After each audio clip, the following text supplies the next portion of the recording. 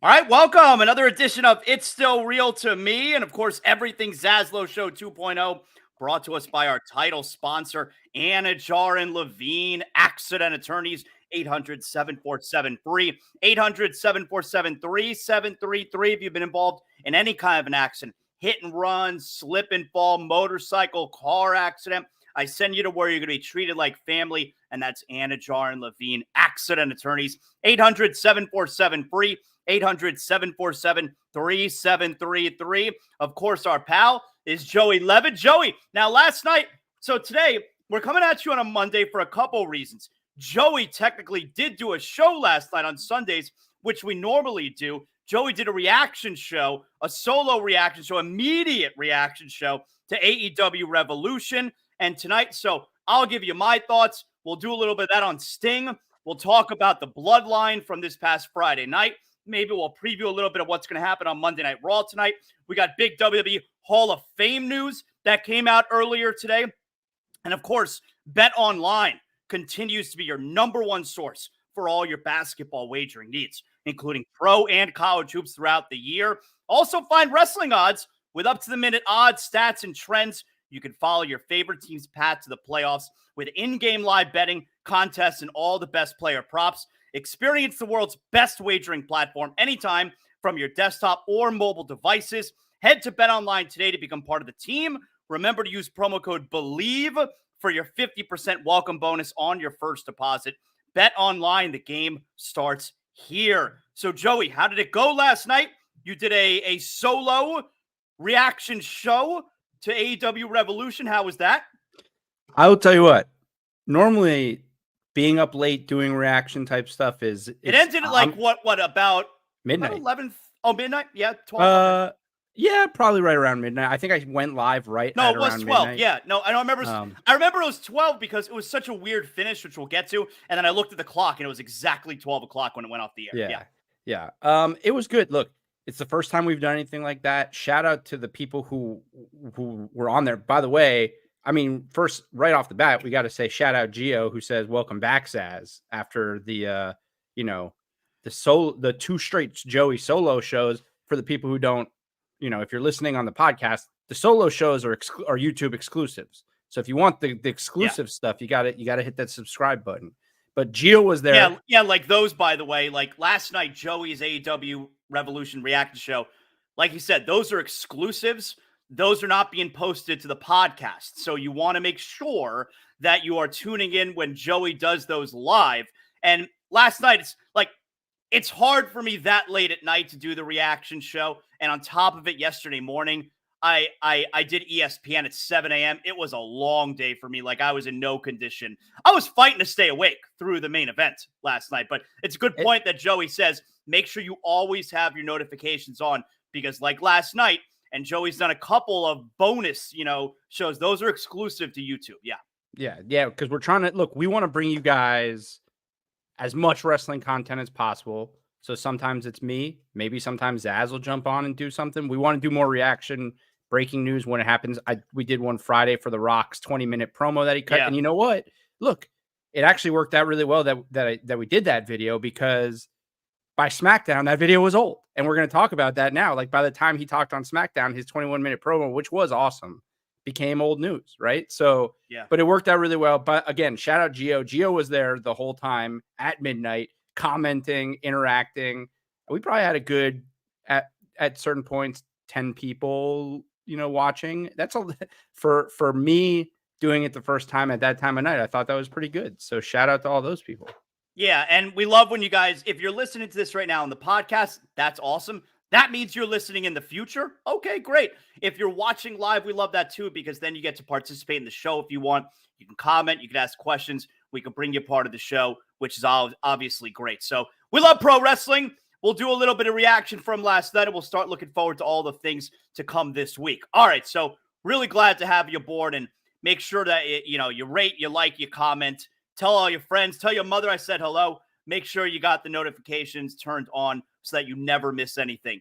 So last night I got home. I was working, but I also had a long soccer weekend with my son. So I get home last night and I order the show, which, AEW can't they can't figure out how to put on a pay-per-view without there being technical issues. I mean, now I didn't have any on my end, but I know early in the show it was a major issue. Matter of fact, I didn't watch the first hour and a half, I think, of the show because I wasn't home.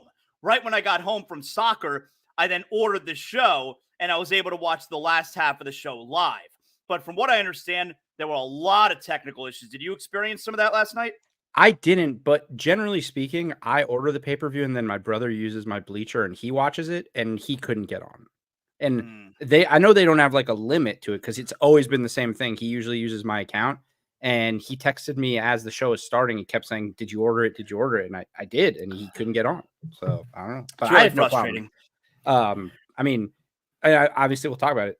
The biggest technical issue was the end of the yeah. So all right. So I want to ask you about that before we talk about the actual match. Well, fuck it. Let's talk about the match, and then I want to get your opinion on how the night ended because I don't really know what happened there. So I thought the match was fun. It was pretty much what you expected it to be. I don't necessarily. You guys know where I stand with the glass plates and all of that stuff. It's not my thing, but that's, that's pro wrestling. There's this kind of wrestling and this kind of wrestling and this kind of wrestling, and there's pro wrestling for everybody. That's not normally for me. All right. But I think we had to expect that's what it was going to be, right? Considering what Sting has been doing for the last few years, that was obviously. And Darby did an interview this week where he said, "I'm going to do something insane for Sting's final match." Like he said it in the middle of the week. I was concerned all week. I mean, he was bleeding so bad. That was like crazy, so fast. He was bleeding so bad when he went through that plate of glass. At first they show him, it's like you could see the little nicks and cuts. And then the next time they showed him a couple minutes later, I mean, he was like gushing blood everywhere. And they clearly patched him up because he was off camera forever while Sting was, like double teaming with the Young Bucks there. And look, let's be honest.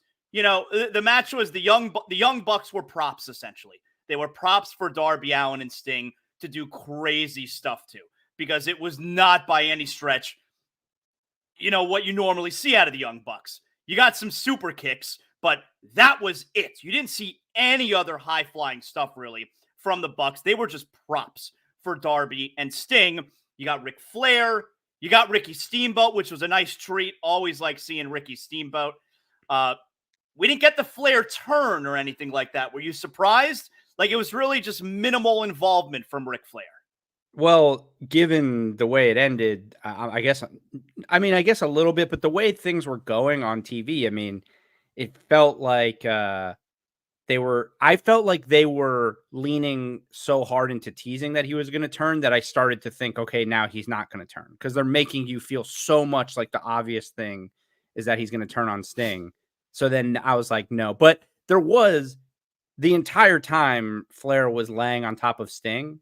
I was thinking, all right, here it comes. Like, I thought so too. Here comes the moment where he gets out of the way and they kill something. But I thought so too. Yeah. I don't know. What did you make of the entrance and the intro? I thought the intro was excellent. Incredible. With him watching in the theater, like it was theater. That's literally what they were showing you. His career has been theater, and he's watching his greatest moments in a movie theater.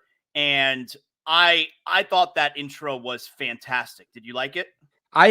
Last night I said I ended up talking about the main event for like I probably went 40 minutes last night. I talked about the main event for 15 minutes of it, like the first 15 minutes. And at the end, I was like shocked that I went that long, because I genuinely was not really looking forward to this match. Like, in general, I've said this, I don't like 65-year-olds being full-time wrestlers.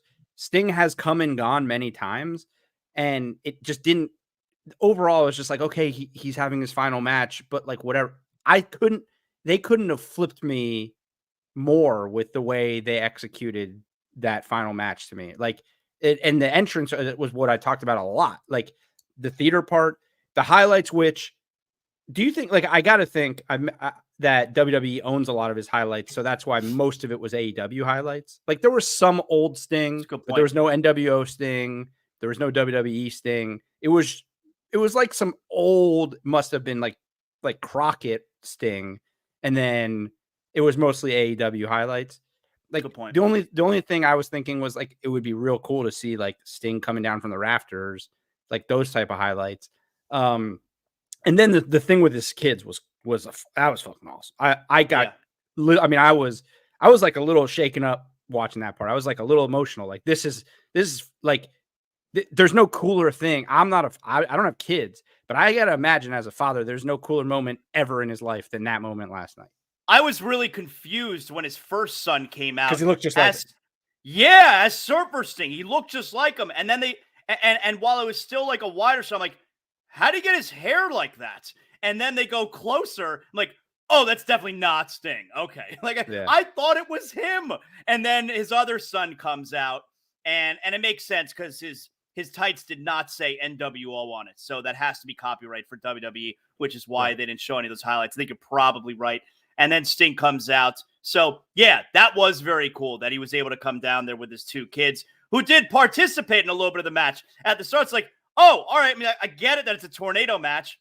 So we're just doing 4-on-2. That's what it's a tornado match, but it's 4-on-2. And the skinnier son, his splashes were crazy. I mean, he was getting some air on those things. Like I thought he was going to hurt someone. Yeah. So it was cool. It was your typical fare. I think, though, the surprise would be I thought Sting was definitely losing. I thought he was losing because, number one, that's the old school way. It's the way it always goes down. And Sting's an old school guy who was wrestling back in the 80s. I would have thought he would have left with his, back on the mat, staring up at the lights. And also, what are they going to do with the tag titles now? I mean, I guess they'll do whatever they want to do. I read a report today that they're going to do a tournament. Okay. And then also, Sting has never lost in AEW. So I thought that it would have been like a legit thing to, all right, his first and only loss, his last match. Like that seemed to make sense to me. So I was surprised when he won. Oh, shocked. It didn't make sense. Like, and also, and you might have just said it, but like, he is of the era where you go out on your back. Like that's what it's always been. And everyone always says like you put over the younger generation and all that. And I said it last night, like the Bucks are not young by any means, but Sting handpicked the Bucks for this match. He talked about it in the presser, in the scrum, that he handpicked the Young Bucks for this match. And isn't that just great heat for this version of the Bucks going forward that they retired Sting? Right. Yeah. And I was also thinking about this. I was thinking about this today, not last night. I was thinking about it when I was sort of rehashing the match. It's kind of like Sting can still go a little bit. Like he's old, but it's like I think Sting, like he could have a singles match. Mm-hmm. You'd have to have somebody who could carry him. Isn't that kind of like a knock on Darby? That like wouldn't the perfect retirement for Sting be to lose to Darby? Like that's his protege, like put Darby over, but like you can't put Darby in a singles match with Sting because he'll kill him. I mean, I think Darby loves him too much, so he doesn't want to fight his idol. And right, and but I think gimmick. it's quite possible that he would kill him. Yeah, but you do a storyline, and they, it's wrestling, so you could. I mean, you saw Darby at the end where he grabbed the mic from Sting. Goes, I said I was going to kill myself in the ring, but I'm still alive. Yeah. But everyone, I don't want to keep harping on the Darby thing. Everyone knows how I feel about Darby. I would tell you this right now. Darby will fall into a level of obscurity without Sting over the next few months. He is just going to be a mid-carder, and that's fine. That's not maybe he should go away for a couple months so that when he does come back, people are really happy. You would think he would, but he's fighting Jay White at Big Business. So I saw that. Yeah. Which that's a whole other thing. But anyways, so I thought it was strange that the Bucks didn't win. They wanted to end the night on a really high note. So, all right. And then, by the way, can I say this? The other thing I didn't mention that I thought was interesting, and I'm probably doing the overanalyzing internet thing. Is it weird to you that they never referred to this at all as a retirement? It was always just his final match. It was never Sting's retirement match, Sting's retiring. Everything has just always been, from the beginning of this, Sting's final match. It's an interesting point, but I think usually a retirement match is when those are the stakes, right?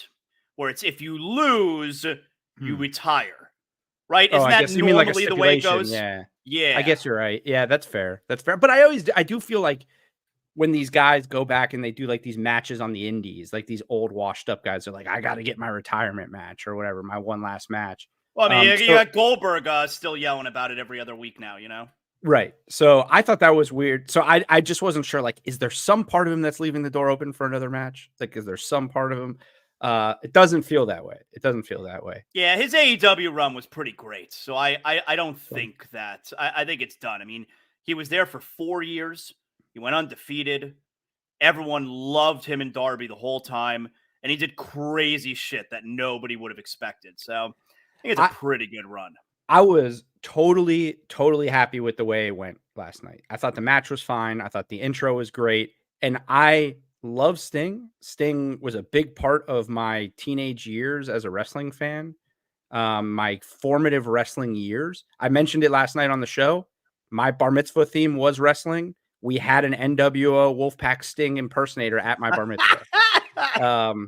That is my Sting fandom.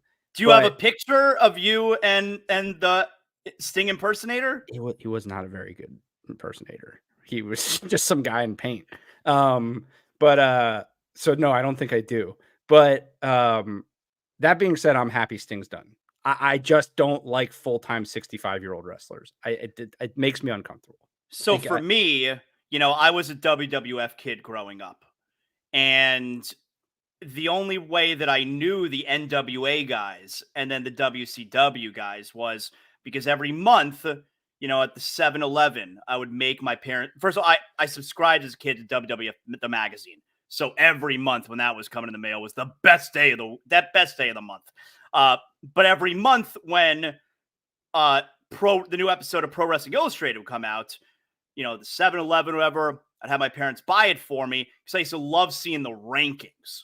And in the rankings, were always, you know, it was a mix. There was the WWF, you know, and then there was also one where I would mix the WWF with NWA guys. So that's where I would read about and learn about Dusty Rhodes and Ric Flair and Lex Luger. So when those guys would come to WWF eventually, I knew who they were. I never really seen much of them, but I always knew who they were because of Pro Wrestling Illustrated's rankings. Sting, I never got to see as a kid in the late 80s and then in the early 90s. He never made that jump to WWF, but I always knew who he was. It's like, oh, that's the cool guy who wears the makeup and he's got, you know, the flat top bleach blonde hair. So I always knew who he was, you know, but I never got to actually see him, you know, on a full-time basis until, as you know, as one of the Dingo Warriors. Right. Until the Monday Night Wars, where then I had to start watching WCW, you know, around like 97-ish. And at that point, I got to see Sting every week, but that was, you know, Crow Sting. It wasn't Surfer Sting anymore. But I thought last night was, I thought it was really cool. And I want to ask you now about the ending, unless you have anything else to add here. Well, I want to say, so I have been thinking about this too. Like, because Victor and Gio are going back and forth in the chat. Shout out to them. Obviously, those are, you know, top guys in the chat about it's wrestling. They never retire. If WWE comes calling with the bag and wants to do a real retirement match, and the reason, so I think everyone's first instinct on that is no way. But post Vince McMahon WWE is a different world. Like the last time we saw Sting, he jobbed to you know, he got buried. Like, he lost to Triple H, right? Wasn't that no? After that, he still then had the feud with Seth Rollins, which that totally ended his run because he broke his neck. Remember, and that was when he that was when we thought his career was done. And that right there is why he will never be in a WWE ring, because they're so careful about that stuff. Like, they have no interest. They don't want him to die. In a 65, in clearing a 65-year-old. Remember how long it took for them to clear Daniel Bryan? You know, they're not clearing a 65-year-old Sting who they once diagnosed with a broken neck and wouldn't let him wrestle anymore. By the way, did you see? I'm sorry. And that shit was almost 10 years ago, by the way. Yeah. Before we talk about the very end of it, I'm going to get off track for a second, but it still pertains to Sting. Did you see the report or maybe it wasn't even a report. Maybe Tony Khan said this, that AEW reached out and got permission from Owen Hart's family before allowing Sting I to saw that he come reached down from out the ring. to Martha Hart to get her opinion. I thought they said permission. Well, I mean, Not whatever. that they, but do you buy that? Like, these are the kind of things with AEW that sometimes I think this got conveniently leaked to the public because they want to look like. I think there's a little bit of grandstanding when it comes to stuff like that. Yeah. I think Tony Khan likes the idea of I'm not like them. I'm going to make sure no one's offended. And we got the Owen Hart tournament, and I want to make sure that Martha is okay with everything. I respect the Hart family. The WWE doesn't respect the Hart family. I think it's a little bit of grandstanding on Tony Khan's part. We're on the same page there. Okay. Yeah. So what happened at the end? All right. Because Sting's on the microphone and he's rambling at this point. And then, Sting, Darby begins whispering things in his ear, which, listen, you and me know. People watching and listening right now may also have caught on where it's like, all right, like he's giving him cues, he's telling him what's happening right now. And Sting then just let the cat out of the bag. I got to wait a second here. I'm getting cues, meaning he didn't want to be cut off mid-sentence when they were going off the air at exactly midnight. Like I looked at the clock when it went to black, it was exactly 12 o'clock. And I'm like, so I'm thinking, like, the fuck is that? Why do they have to go off at 12? What else is coming up on that Bleacher Report app? They couldn't figure out a way to make it so all of us could see what Sting is saying. It's not just Bleacher. They're on traditional pay-per-view. They're on Triller outside the United States. So I think with pay-per-view, with traditional pay-per-view, you buy an allotted amount of time, and if you don't buy more time, you have to go off the air.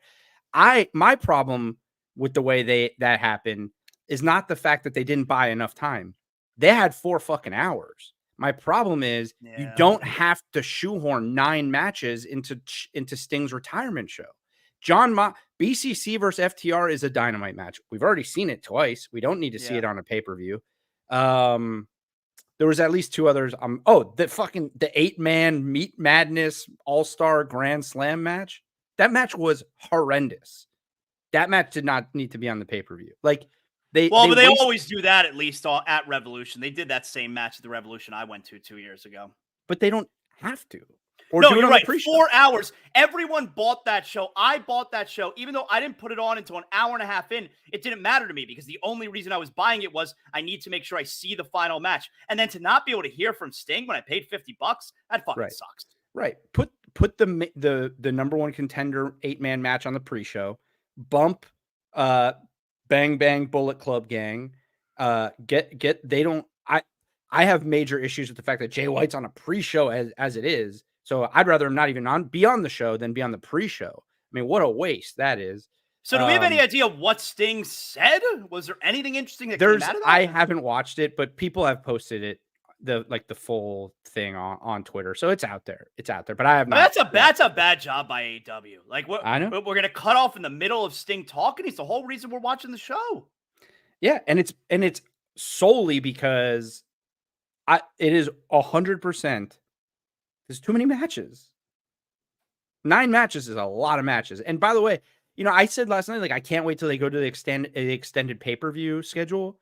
And then in the scrum, Will Ospreay reeled off. They already have like 8 pay-per-views. They're not all pay-per-views, but they have like a lot of shows now. They don't need to have 9 matches on every pay-per-view. They also have 9 titles. So you don't have enough time to have 6 title defenses and then a bunch of like one-off matches on a pay-per-view anymore. Split it up. So that's I blame the booking. Again, they booked or they paid for way more than they paid for 4 hours.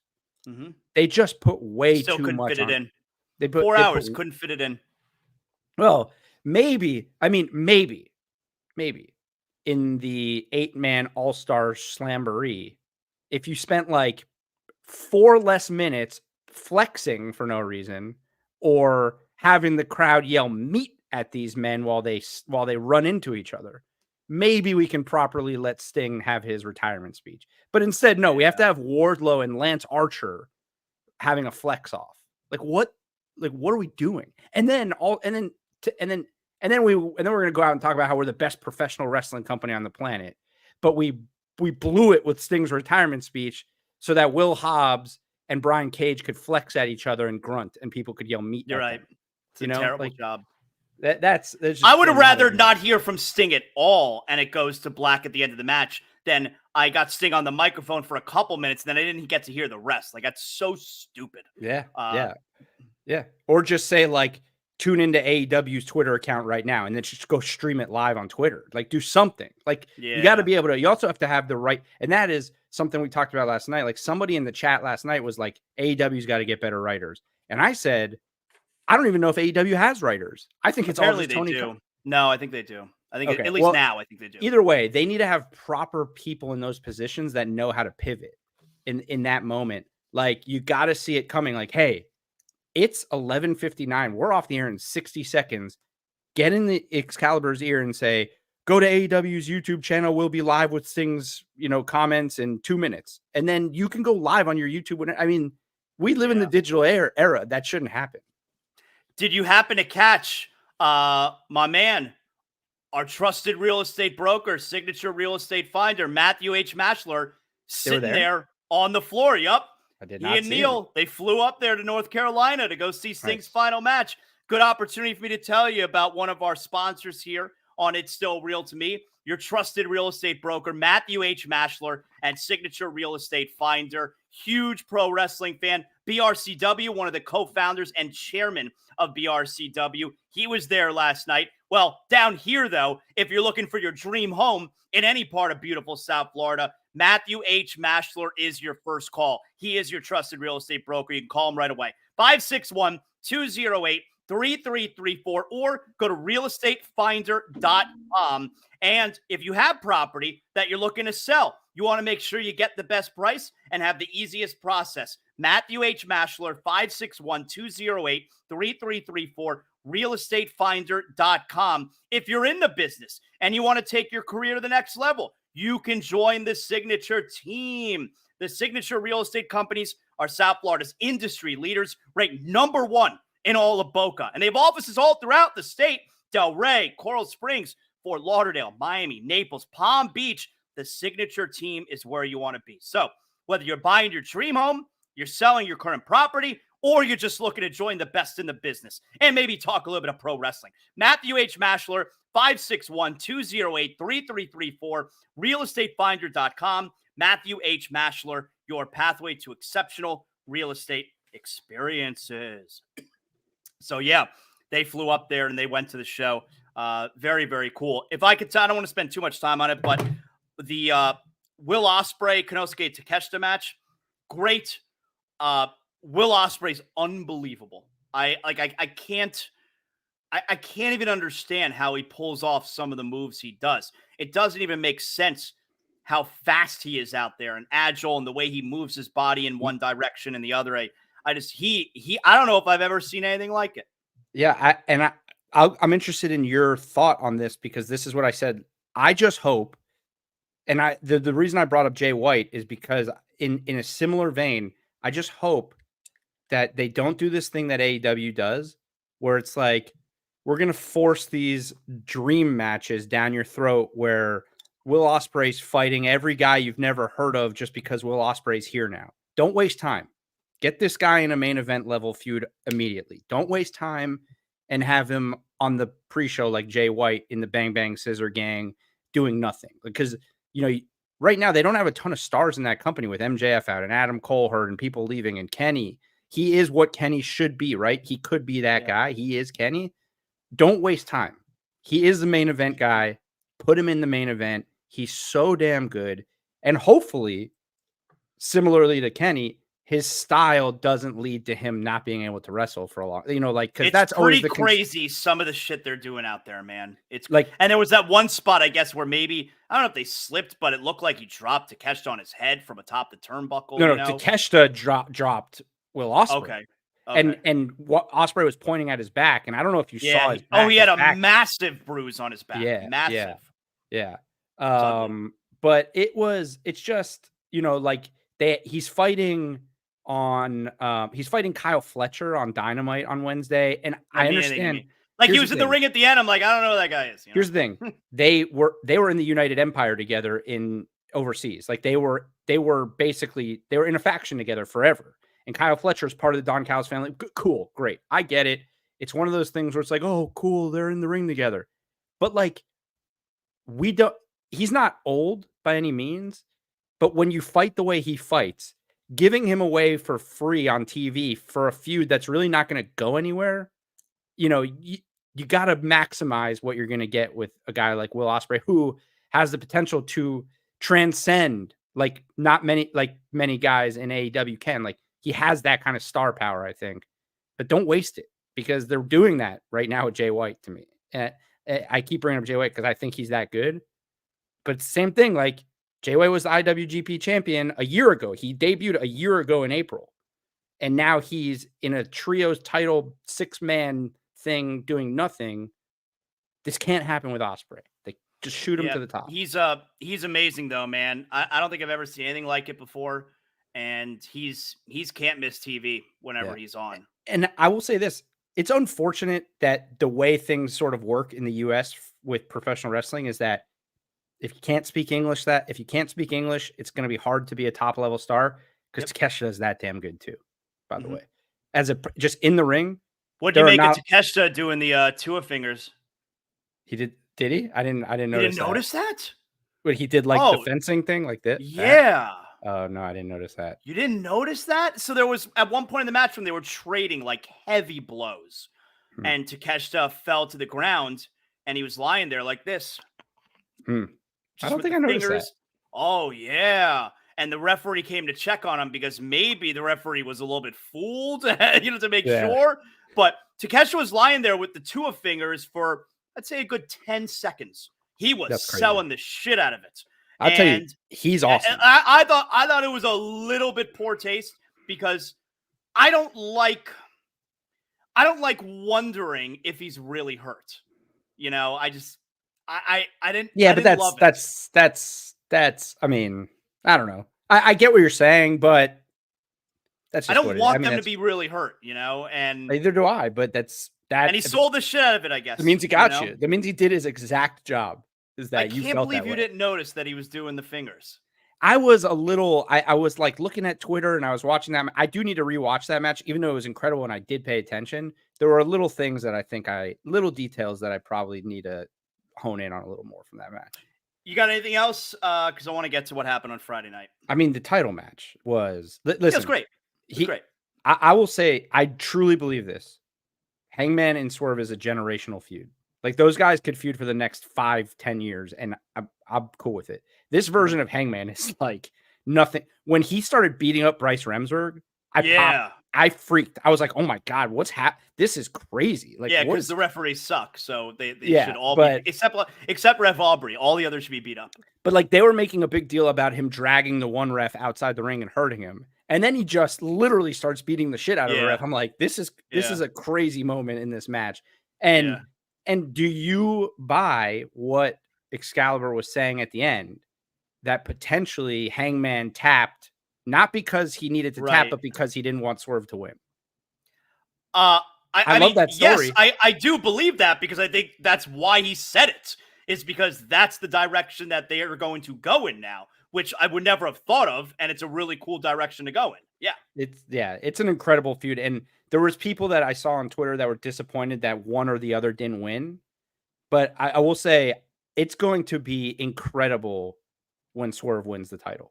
Like this is an added layer. This Hangman thing is just another added layer to when Swerve finally wins the title. Like he's already become such a huge star that when he wins the title, it's going to be a great moment. First African-American champion in AEW. Who wins the title first, Cody Rhodes or Swerve? Cody. Because Cody's going to win a Mania. No, he's not. I think he is. I don't know. Actually, I guess who knows. But now with you add in this Hangman thing where he would rather like Hangman doesn't even want to win the title anymore. Hangman he just does not want Swerve to win the title. And that's a cool story. And it's going to make it even better when Swerve finally wins. So let's go back to Friday night with the Bloodline. Because it's almost like we're back in a place, the Bloodline lost a little bit of steam. And I think we're back in a place now where every week it seems like they're throwing us little Easter eggs to wonder what they're doing and where it's going. And I think we're getting that again with this storyline. And the first one being how The Rock never comes out with the Bloodline. The Rock gets his own intro. And so Roman and the Bloodline come out. And Roman, first of all, Roman's aggravated from the get-go because apparently the crowd is not acknowledging him loud enough.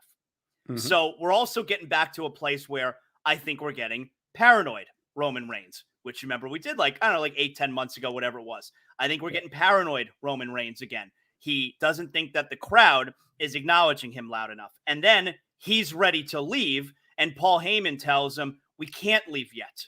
So now Roman, you could see, his back was turned to the entrance when The Rock was coming out. And Roman, the camera was on him. He was aggravated because just like, at least I thought, he's going to start to get the impression that The Rock is stealing his spotlight. That The Rock, I'm the tribal chief, not you. I'm the one who's here, not you.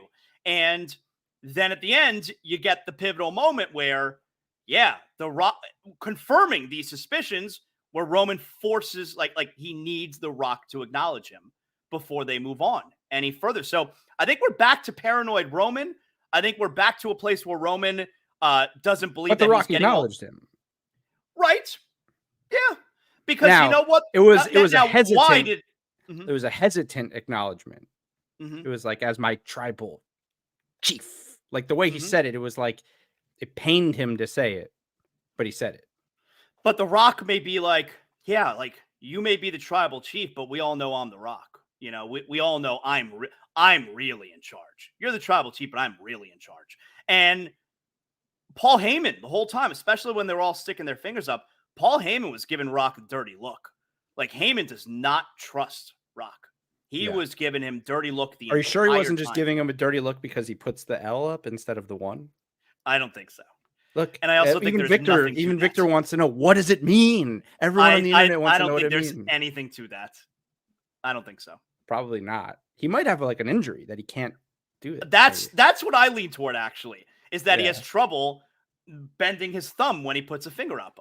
That's where I lean. Listen, this is there are deep corners of the internet trying to figure out why he doesn't fold the thumb in when he puts the 1 up. Like, people want to know. I think Roman is eventually going to turn on Rock, and that maybe it's SummerSlam. I don't know when he is. Maybe it's WrestleMania next year because Roman's still going to be champion. Where Roman and the Bloodline are going to turn on Rock because Rock is stealing the spotlight, and that turns Rock back to a babyface whenever they do it. Or, well, yes, probably. But I think the tag match. So tonight we're going to find out, by the way. Like, tonight we're going to find out, and I'm surprised. Remember, I told you I was adamantly against that idea. We're clearly getting the tag match night 1, and we're going to find out tonight, right? Yeah. Well, are they going to announce? Is it tonight? Cody's going to address Cody's addressing the challenge. They challenged him. I didn't see that. Friday All night. I've seen for tonight is Jey Uso versus Drew McIntyre and Becky Lynch versus Nia Jax. Well, I mean, if Cody's on the show, they challenged him Friday night. Cody's not going to address it like that. This has to happen tonight. Yeah, but I thought maybe he would meet them on SmackDown and answer it face to face. I don't know. He just won't be on Raw tonight. He might be on Raw. I'm sure he's going to be on Raw tonight. Has to be. But yeah, I guess we'll get that answer. But the stipulations of the tag match is what's interesting to me, because it now there's so many different directions we can go with who wins it. Because the stipulation is, if Cody and Seth win, no Bloodline at ringside. Bloodline's barred. But if the Bloodline wins, then it's Bloodline rules. And the Bloodline can do whatever they want. Don't you have to figure then it's going to be Bloodline rules? Well, I guess it depends, because there's so many angles. So yes, Bloodline rules is, I think, the prevailing thought that most people have, because I think what most people assume is Bloodline wins, Bloodline rules match, Rock turns on Roman in the match and helps Cody. I think that's what a lot of people think happens. On night 2. And that on night 2, The Rock helps Cody beat Roman. I think there's no way that Cody finishes his story by getting help. No way. No way. Okay. Now, the one thing that I considered, because I'll take it back to The Rock's promo on Twitter, the 21-minute promo that he put out. Something's happening with The Rock and Seth Rollins. Something is happening with The Rock and Seth Rollins. I don't know when. I don't know what it's going to be. That walking clown emoji is a really good insult. Yes. But also, the emphasis that he put on the fact that he's on the board, and if Seth Rollins keeps talking shit, The Rock will make sure that Seth Rollins loses the title. That he will not have that title. That's what he said in the promo. I will make sure that that title goes away because I have that power. So what I could also see is Cody and Seth win night one. Bloodline's barred from the main event, and because of that, The Rock has to flex his muscle, and Solo and Jimmy cause Seth to lose the title. And The Rock makes that happen. And then Cody finishes his story, and then there's dissension within the bloodline, and somehow either Roman turns on The Rock and they make Rock becomes babyface again, or Rock turns on Roman and now he's the bloodline. I don't know, some version of that. I have no idea what they're gonna do with that tag match on Saturday night, because in what world on Saturday night, night one of WrestleMania, are Rock or Roman getting pinned? I mean, how is that real life? In what world is that happening? I don't know. It's crazy, right? Yeah. It would be crazy. And it would also be crazy if Seth Rollins gets pinned to then also get pinned, because we know he's losing night two. Seth Rollins is going to get pinned 2 nights in a row, and Cody's certainly not going to get pinned night one, would he? Well, he might. Yeah, why wouldn't you pin Cody? I actually think if I had to rank the 4 if Cody's going to win night two, wouldn't pinning him night one make it seem like he's even bigger underdog now in night two? You might be right, because if I had to rank those 4 guys most likely to least likely to get pinned in that tag match, the most likely might be Cody Rhodes. Or The Rock. There's no why not? Fucking way. Why not? The Rock is a part-time wrestler. There's no reason for him not to take the pin. There's no way. There's no way. I mean, but there's no reason other than he's The Rock. It doesn't benefit him to not take the pin. Does it? See it. I can't see it, man. I mean, if Cody and Seth are winning that match, it's The Rock taking the pin. It is not, and it doesn't have to be clean. I mean, Roman could cause The Rock to take the pin, and then that's how you set up the dissension there, or the other way around. Rock gets pinned. It's not clean, and then as a result, Bloodline's banned. Roman loses, and then Roman blames Rock. Yeah, exactly, something along those lines. But actually, now thinking about it, Rock or Roman could get pinned night one. If they're, I think in that scenario, there's no way Roman does. Roman is the least likely of the 4 to get pinned. Least likely. Doesn't, I mean, he's lost. He has lost in tag matches. Which is why it can't happen again the night before night 2. Yeah, but I think. But then again, I don't think he's losing night 2. Whoever's going to win night 2 is more likely to lose night 1, right? Okay, so Roman. So Roman gets pinned. So Roman's getting pinned. Because Roman's not losing night 2. Man. But by the way, although it is crazy to me that they're doing the tag match, it does open up so many possibilities. And we talk about this all the time. Gonna happen, man. We talk about it all the time that what I love is when I have no clue what's going to happen. Yep, I got no clue. Genuinely, either night, other than Seth Rollins losing to Drew. Yeah, like I think we're all pretty much have a consensus. Seth Rollins losing to Drew. That's a lock. And also, I hope I'm wrong about the Bloodline causing Drew to win, because I think Drew has done enough to earn winning that. No, but Drew's whole story, remember, right now is he's a big hypocrite. I know. I understand that, but and also if the Bloodline causes Seth to lose and Seth doesn't look bad, whatever. But I still think Drew's done enough to just win at WrestleMania. He's that good right now. But I don't know. And it's awesome. It's awesome. And it's awesome. The Rock is on SmackDown for the next 2 weeks. Yeah. So, Why does Rock keep saying like the show on the 15th in Memphis, The Rock is finally coming home? Like why does he keep saying that? that's where he started. Memphis? Like that's not where he started. He lived in Memphis when his dad fought in Memphis. Okay, there you go. You obviously didn't watch Young Rock. I did not. Okay. Well, you would know. You'd know these things if you watched Young Rock. All right, there you go. Hey, so you got anything else on the Bloodline from Friday? I think I did, but now I'm blanking on it, so no. Oh, by the way, Crackhead Karen's is such a good insult. Oh, and the part where he was like, Solo might sing the national anthem, and then the crowd started chanting for Solo, and Solo, they zoomed in on his face, and he didn't know what to do. Yep.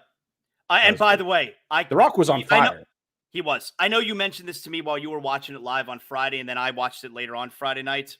I can't wait for them to get off Fox. That was a disgrace. The first few minutes of that promo with them blacking out the feed because I guess of a sign that said "Die Rocky Die." Yeah, I was going to say. Victor asked earlier in the chat what was the sign. So apparently it was "Die Rocky." Die Rocky Die, which is insane.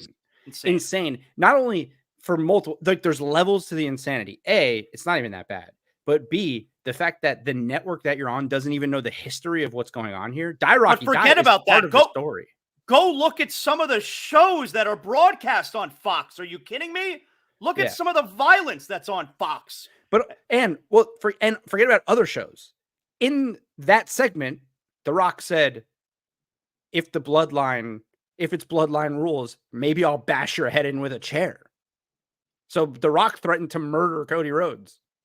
But that's not getting edited out. That broadcast was a disgrace. There was also a sign that said The Rock shops at Balco, which I thought was a funny sign. Can you explain to me what the hell is happening with Maxine Dupree right now? As far as I know, so there's been this outpouring of love and support, especially from the female wrestlers, for Maxine Dupree. And I saw a short clip where I guess she got booed out the building of a house show a few days ago. And so like wrestlers are coming to support her, and apparently is she that upset about it? Apparently she had a really bad match. Yeah. And the fans booed her like pretty viciously, but like, yeah, everyone's coming out being like wrestlers are coming out and supporting her. The wrestling community on Twitter is coming out being, we got to be better as wrestling fans. Well, she's just trying. You're going after someone who's just trying to get better at her job. Blah blah blah. Get the fuck. Are we? What? I can see it both ways. I can't. Not even a little bit, because you know what? First of all, Meltzer. It was either Meltzer or Alvarez. One of them made a great point. It is not the crowd's fault. You shouldn't be mad at the crowd. You should be mad at WWE. Don't put her in the match if she's not ready. The crowd has a right to boo if it's bad. Like, that is their right as a crowd. Yeah. And if she's not ready to be wrestling in those matches, don't put her out there. You're putting her in a bad position. That's one. Mm-hmm. Two, has anybody come to Gable Stevenson's defense? Because we boo the shit out of him because he sucks. He fucking sucks. He's awful. He sucks. No one's coming out saying, oh, he's just trying to get better. It's because she's a hot, like, innocent looking woman. Look, people aren't going to love that, but that's just because they also probably think that it made her really sad. Okay, but maybe it did, maybe it didn't. But here was my biggest issue with it. And I know that Rhea is sort of a face now, but like, this is professional wrestling. There needs to be some level of like keeping the gimmick alive in this. And Rhea Ripley and Chelsea Green, the two biggest female heels in the company, coming out and publicly supporting her on Twitter and being like, do better. You guys need to be better people. Like, that's stupid. That's just dumb to me. That is just Chelsea Green should be coming out and making fun of her. That's Chelsea Green's gimmick. Like, she shouldn't be like, oh, don't boo her. People get booed. This is the business, you know? Yeah. Yeah. Especially when you consider, the shit that wrestlers used to have to go through back in the day. Oh my God. Guys are still going, people go through it. They're still going through it. We just referenced it. Die Rocky Die. The crowd literally, he had to change everything about himself. And that's what he did. But that's the difference, right? Is that when they were chanting "Die Rocky Die," what did The Rock do? He became The Rock. To get better. He decided to get better. He became The Rock. It wasn't like, oh God, I feel bad. People support, and I don't even know if Maxine Dupree asked for people support. Right. I don't know. Right. Like she may not have even given a shit, and it probably all got blown way out of proportion. But just the thing that really frustrated me was like Rhea and Chelsea, who are the biggest heels in the company, supposedly coming out and being like, "Oh, we got to be better, fans." I agree. She's just trying to get better. Like, come on. I agree, and I would also steal, from Don Draper here, where that's what the money's for. Like, that's what the money's for.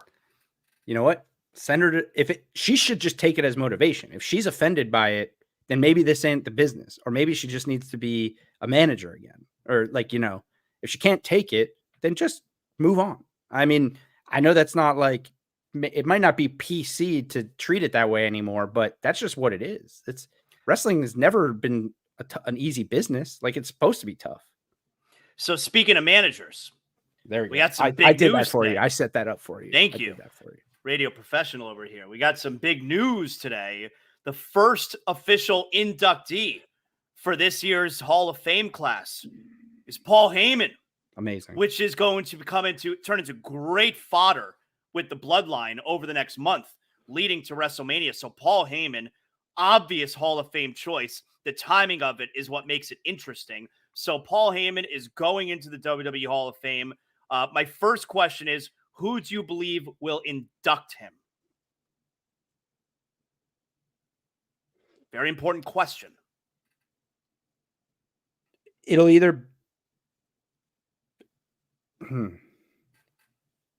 I think it'll be one of the, I think it'll be one of the ECW guys or Punk. Really? I think it'd be Punk. I mean, Punk is a huge part of his legacy, no? Mm-hmm. I just don't know. I mean, if it's not, it won't be Brock Lesnar, right? Could it be? I don't know what his relationship is to WWE right now. Joey Styles. I would think, is it possible that it will be Tommy Dreamer? Yeah, that would be one of the guys. Yeah. Although, I mean, I guess we'll get to this, but there's a version of this Hall of Fame in my mind where Tommy Dreamer's getting inducted. Well, I can tell you right now that LaGreca is pushing for it on Busted Open, is pushing for Tommy Dreamer to get into the Hall of Fame. Well, I wasn't going to induct him by himself. Oh, well, we'll get to it because we're going to talk about who we think might get inducted. But yeah, I mean, it could be Dreamer, it could be Bubba Ray or Bully Ray. Could be Bully Ray. Yep. Punk would make sense. I know those guys have the further back history, but recent history, Punk is, and obviously Punk's going to be heavily involved in WrestleMania stuff. So either one of them. I don't think anybody else makes sense. Joey Styles would be incredible. I just don't know where his relationship is to WWE at the moment. It'll be interesting seeing Paul Heyman give that speech, the night before WrestleMania, when he's fully involved in the biggest storyline in the company and really is someone who protects kayfabe and is always in character.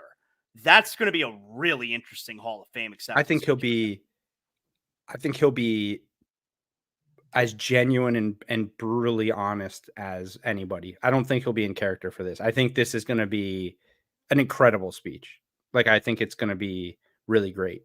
Now, I thought you meant it's interesting timing wise because of Brock Lesnar. No, I don't care about that. That is an important aspect of this. It is. I mean, Brock Lesnar's like a decade of Paul Heyman's career is Brock Lesnar. And yeah, but it's really they can't not even like mention him on TV. Top of his greatest accomplishment. Why not? How so?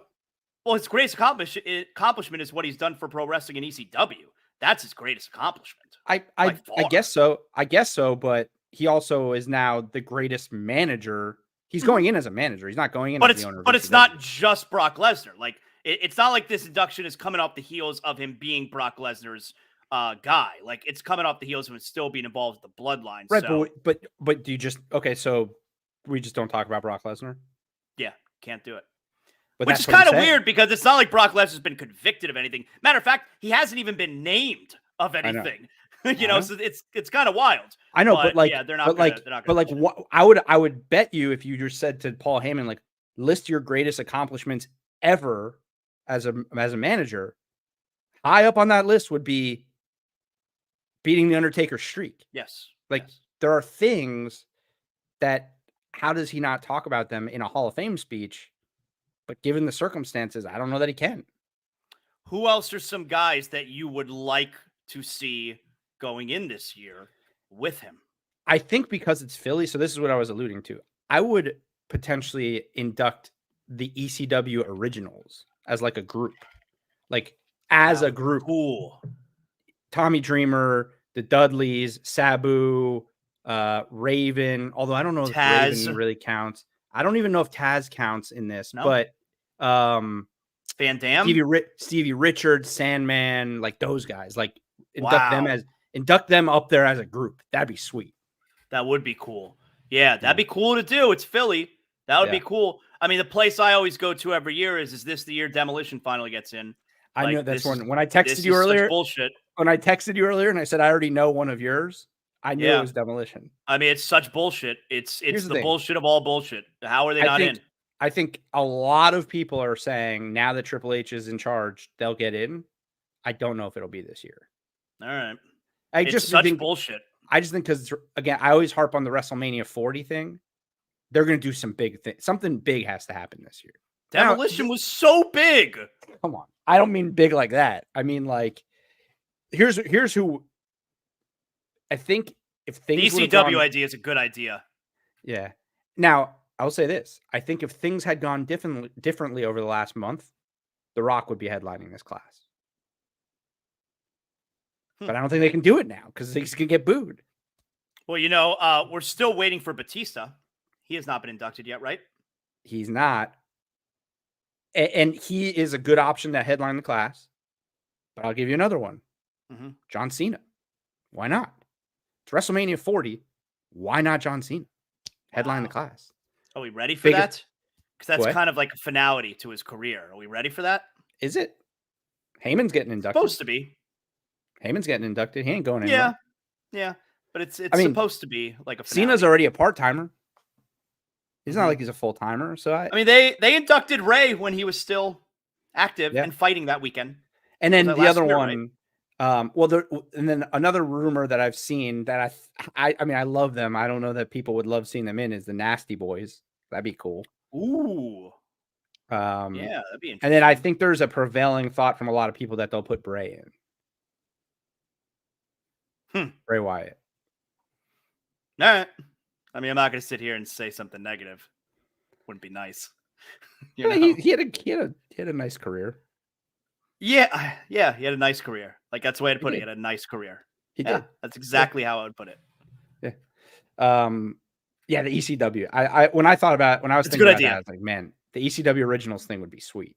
And that is a good idea. Can you just imagine all those guys on stage? And the fact that they're all alive is pretty impressive, to be honest. New Jack is not alive anymore, right? But I don't think he's in. Let me look. But he's not in one of the.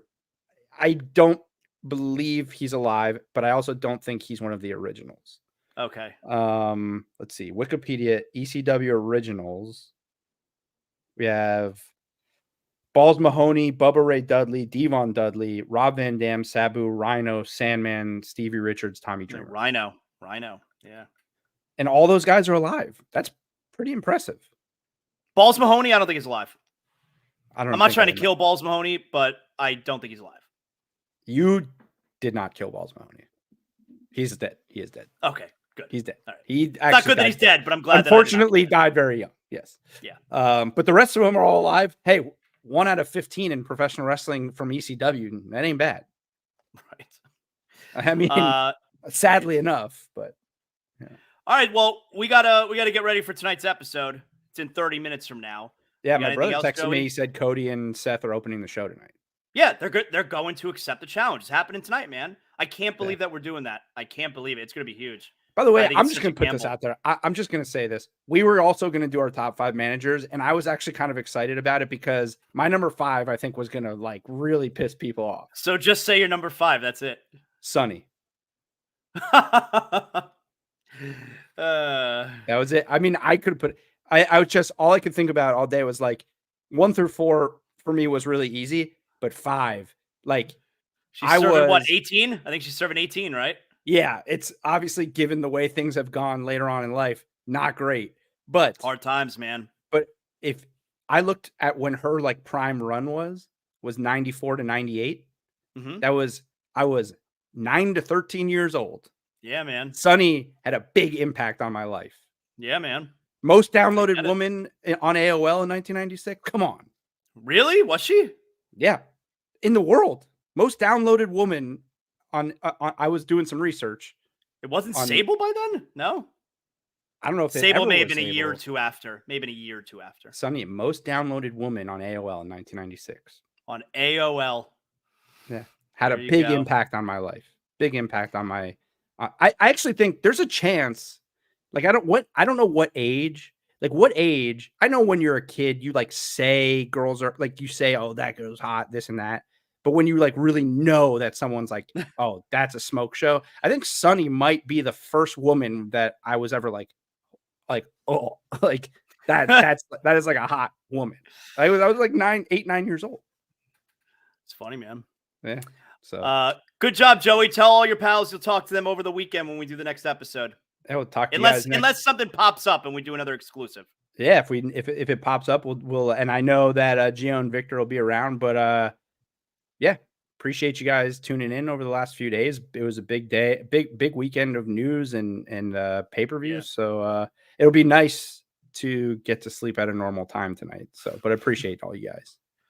Good job, Joey. Thanks everybody for hanging out with us. Of course, we love pro wrestling. Today's show brought to you in part by Bet Online. Hope everybody enjoys Raw tonight. Make sure you like, you rate, you comment, you do all that fun stuff. And we'll talk to you on the next episode if it's still real to me. See ya.